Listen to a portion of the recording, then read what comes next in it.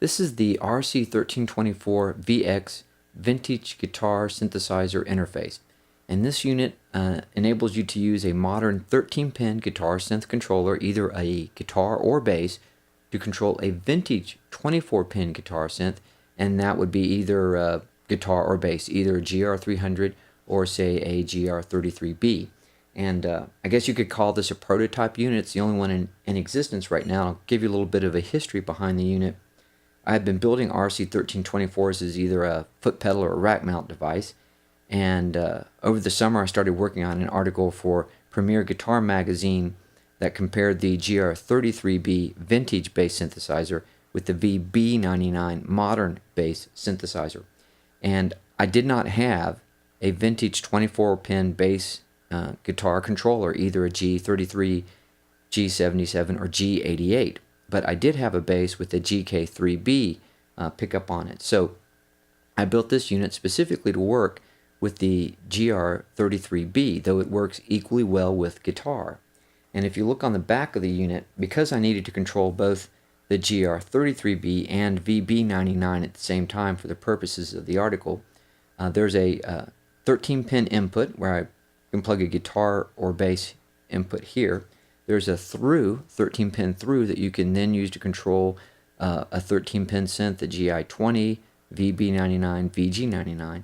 And then the output is a 24-pin cable with a 24-pin connector on it. And the advantage of this is after you buy this unit, you don't have to go and try and track down the 24-pin cables that are getting harder and harder to find every day.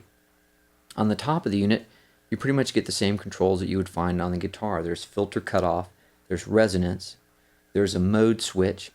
This switch selects between either the guitar or bass input.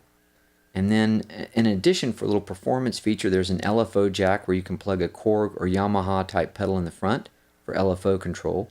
And then there's a mode switch where you can plug in a foot switch and use that to change the modes in conjunction with the mode switch that's already here. So the RC-1324 has a mode switch on it, and there's a couple things important to mention about the mode switch.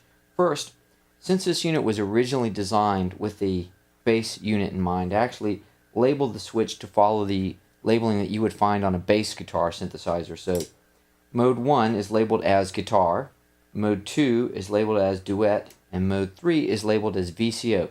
This is the same way that a G33 or G88 vintage bass controller would be labeled.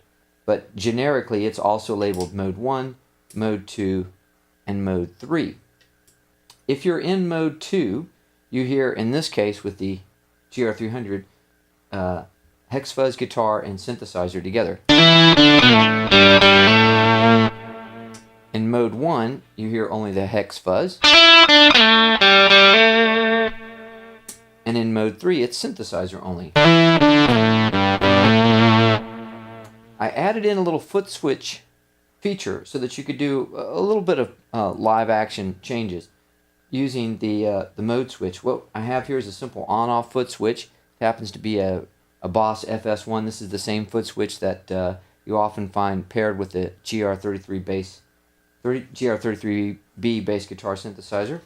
I'm going to plug that foot switch into the mode jack on the front. If we have the switch in the middle position, which is guitar and synthesizer together, this switch doesn't do anything.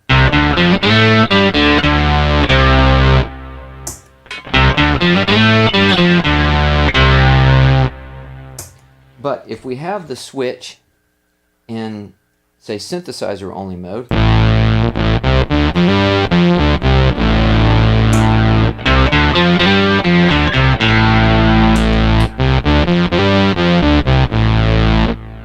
then by pressing this foot switch, it will alternate between being in mode 2 or mode 3.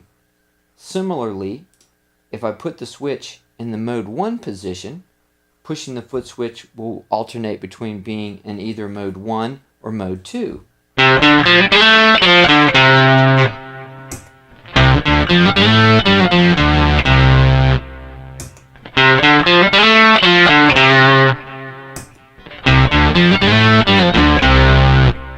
So we have a foot switch which is a basic on-off foot switch. And when you use it with the RC-1324-VX, you can either alternate between mode 2 and mode 3, or between mode 1 and mode 2. Now we're going to add some LFO, low frequency oscillator, some pitch modulation to the system, and taking a page from the Craig Anderton modifications, we're going to use a foot pedal to do it. This is a Yamaha FC7 foot pedal. You can use a Yamaha pedal or a Korg type pedal or any compatible control voltage pedal to work with the RC-1324-VX, and I'll plug that pedal in right now. Okay, I've got the pedal plugged into the LFO jack right here on the front.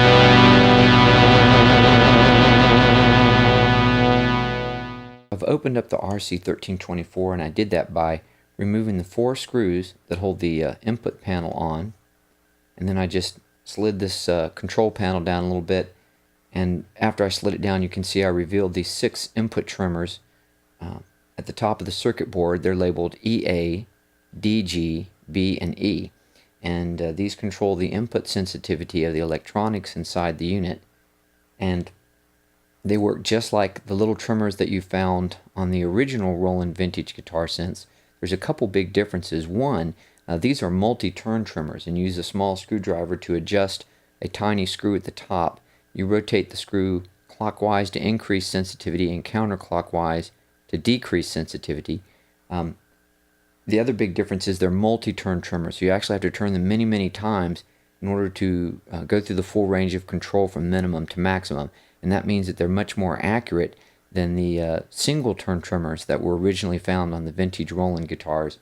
And these are also, each trimmer is a sealed component, so it's going to last a lot longer as opposed to the Roland trimmers, which are just an open frame and much more subjected to corrosion, dust, debris, that sort of thing. These are much higher quality component and should last a lot longer. And then after you've made the adjustments, you just slide the panel back and put the 4 screws back on the bottom, and you're ready to go.